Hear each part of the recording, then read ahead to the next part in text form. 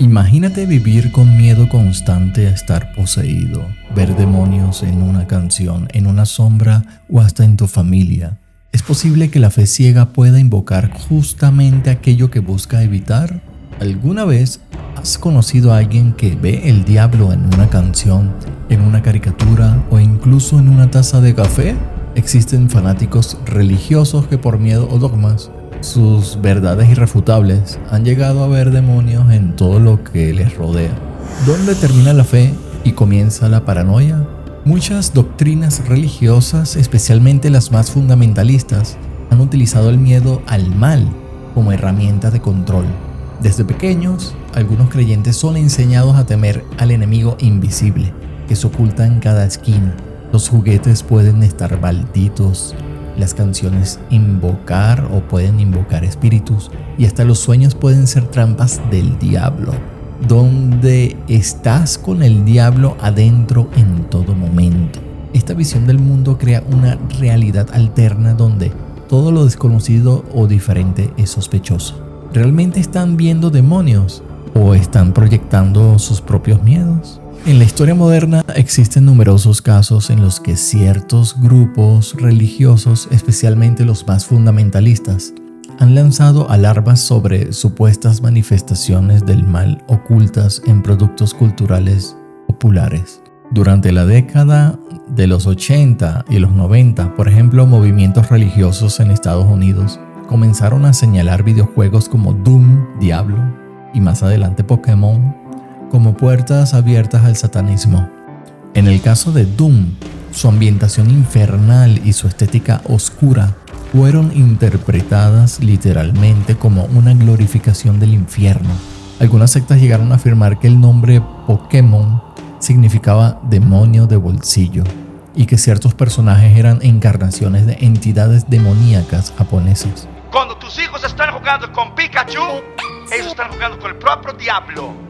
Pikachu. En países como México, Colombia o Venezuela, algunos líderes evangélicos y católicos conservadores prohibieron activamente a sus feligreses consumir productos como Harry Potter por contener hechicería real, o ver Dragon Ball Z por considerar que Goku representaba una figura mesiánica falsa que desviaba la fe verdadera.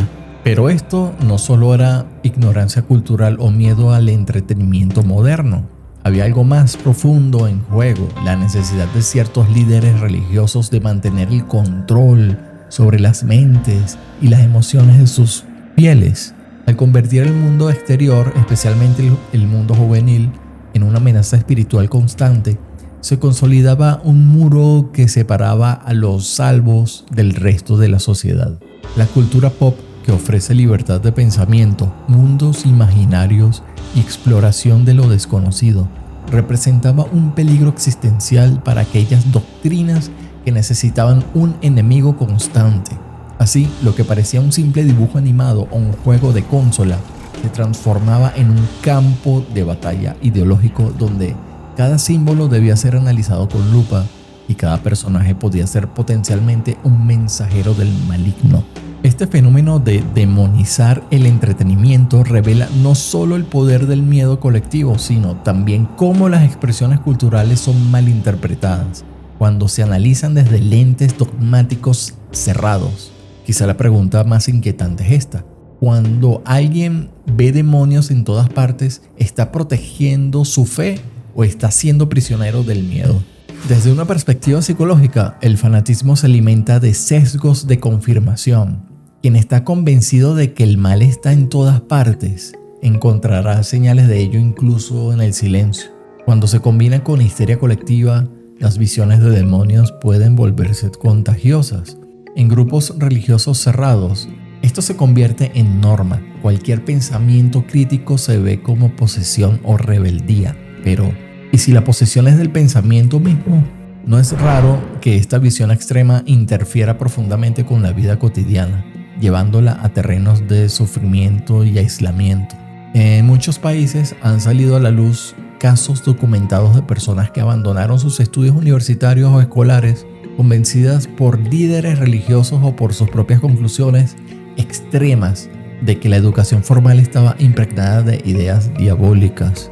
como la teoría de la evolución, el pensamiento crítico o la filosofía. Jóvenes talentosos han renunciado a carreras enteras porque una voz desde el púlpito o desde su conciencia alterada les aseguró que estaban estudiando algo contrario a Dios. También se han roto relaciones de pareja o vínculos familiares porque uno de los dos empezó a ver señales satánicas en la música que escuchaba el otro, en los libros que leía o en simples amuletos o decoraciones de la casa. En algunos casos las personas han llegado a destruir televisores, consolas, computadoras e incluso fotografías, convencidas de que esos objetos estaban contaminados por entidades oscuras que ponían en peligro su alma o la de sus seres queridos. Pero el fanatismo no se detiene en lo simbólico ni en lo doméstico.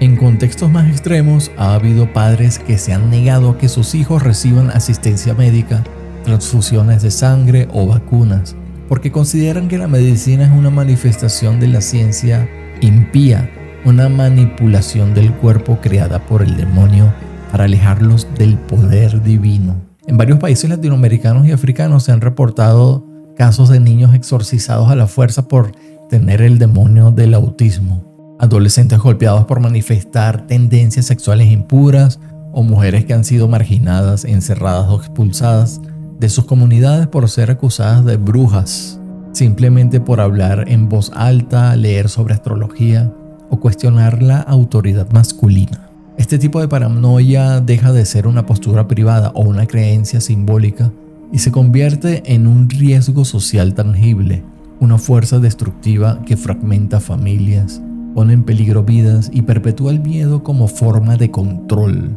¿Hasta qué punto se puede justificar este nivel de daño en nombre de la fe? ¿Dónde termina la libertad religiosa y comienza el abuso espiritual? La línea es mucho más delgada de lo que parece y en muchos casos ya ha sido cruzada. El problema no es la fe en sí, sino la obsesión con encontrar enemigos invisibles detrás de todo lo que no encaja con una interpretación estricta y a menudo distorsionada de lo sagrado. Al final, cuando la religión se vuelve una herramienta para ver el mal en todas partes, incluso las acciones más inocentes se convierten en sospechosas y lo que debería ser un cambio hacia la luz se transforma en un túnel oscuro lleno de culpa, temor y violencia.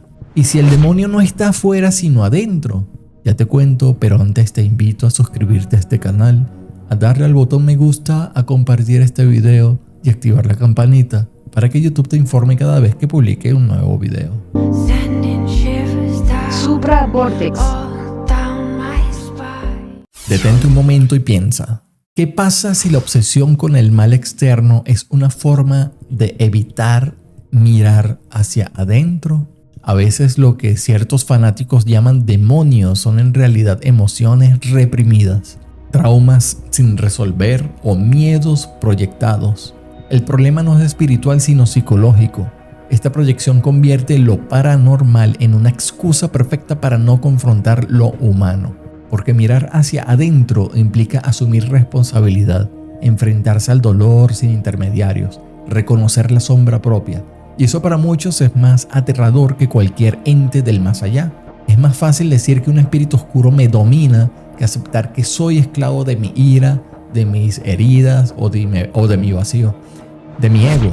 Y si el verdadero exorcismo es el autoconocimiento, tal vez el mayor acto de liberación no sea una ceremonia con agua bendita, sino el valor de sentarse en silencio a dialogar con uno mismo.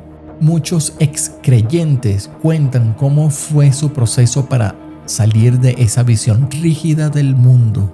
Al principio dudaron en silencio con culpa, luego empezaron a investigar, a escuchar otras voces, a reconocer patrones de control. Finalmente, algunos entendieron que no todo lo misterioso es maligno. Lo que antes era un demonio, hoy lo ven como un arte, cultura e incluso señales del subconsciente. El fanatismo no es solo un asunto individual, tiene consecuencias colectivas. Al demonizar la ciencia, el arte o la espiritualidad ajena, se crean muros invisibles entre personas. Además, se perpetúan estigmas contra quienes piensan diferente. En el peor de los casos, se justifica la violencia. Es necesario hablar de esto para proteger la libertad de conciencia y evitar que lo sagrado se convierta en arma. Porque, en otras palabras, para que se entienda, no todo lo que se hace en nombre de Dios o del universo viene de la luz, sino del ego del ser humano cuando se toma como centro del mundo sin importarle los demás. Vivimos en un mundo lleno de aparentes misterios, algunos reales, otros creados por nuestra mente. El equilibrio entre el servicio altruista y la razón puede ayudarnos a vivir con sentido sin caer en el miedo. No se trata de negar lo invisible, sino de preguntarse, ¿esto que temo lo he entendido o solo lo he heredado porque lo han repetido demasiado como disco rayado hasta que finalmente me lo creí como orden hipnótica implantada en mi mente? Tal vez el verdadero enemigo no está en una caricatura ni en una canción, sino en no cuestionar lo que nos enseñaron. ¿Y tú, alguna vez viste demonios donde no lo sabía? Comparte este video, déjame tu comentario abajo. Estás invitado a suscribirte a este canal, a darle like y hacer clic en la campanita. Gracias.